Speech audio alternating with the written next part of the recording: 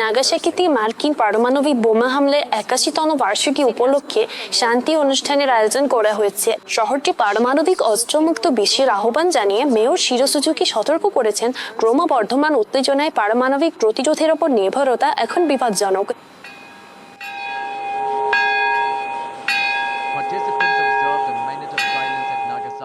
একাশি বছর আগে ঠিক সকাল ১১টা ২ মিনিটে যখন শহরটিতে পারমাণবিক বোমা বিস্ফোরিত হয়েছিল, নাগাসাকি পিস পার্কে শান্তির ঘণ্টা বাজিয়ে ১ মিনিট নীরবতা পালন করা হয়। মেয়র শিরো সুজুকি পারমাণবিক অস্ত্রের ব্যবহার ও মজুদ রাখার নিন্দা জানিয়ে এর বিপদের কথা সতর্ক করেন।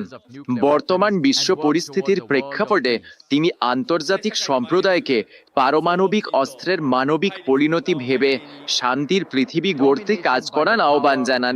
আন্তর্জাতিক সমাজে ছড়িয়ে পড়া সাধারণ অবিশ্বাস, সংঘাত এবং বিভাজনের প্রেক্ষাপটে পরাশক্তিগুলোর আধিপত্য বিস্তার বেড়েই চলেছে।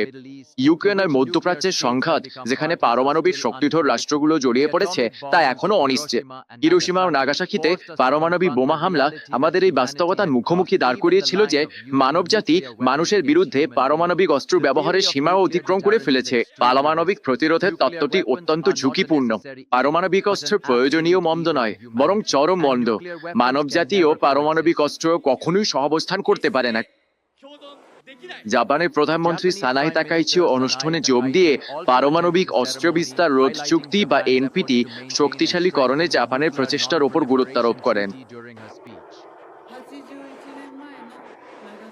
৮১ বছর আগে নাগাসাকি ও হিরোশিমায় যে ট্র্যাজেডি ঘটেছিল তা আমরা কখনোই পুনরাবৃত্তি হতে দিতে পারি না। আমাদের দেশ ৩টি পারমাণবিক নীতি মেনে চলে। পারমাণবিক বোমা হামলার বাস্তবতার সঠিক ধারণা সারা বিশ্বে ছড়িয়ে দেওয়া এখন আরো বেশি গুরুত্বপূর্ণ হয়ে উঠেছে। আমরা বিশ্বনেতা ও ভবিষ্যৎ প্রজন্মকে বোমা বিধ্বস্ত শহরগুলো পরিদর্শনের আমন্ত্রণ জানাবো, যাতে তারা পারমাণবিক অস্ত্রের ধ্বংসযজ্ঞের ভয়াবহতা সরাসরি উপলব্ধি করে পরবর্তী প্রজন্মের কাছে তা পৌঁছে দিতে পারে।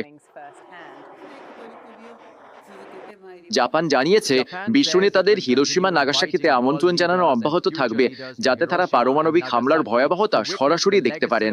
নাগাসাকি যেন পারমাণবিক অস্ত্রের শেষ শিকার হয়, শহরটির পক্ষ থেকে সেই আহ্বান জানানো হয়েছে।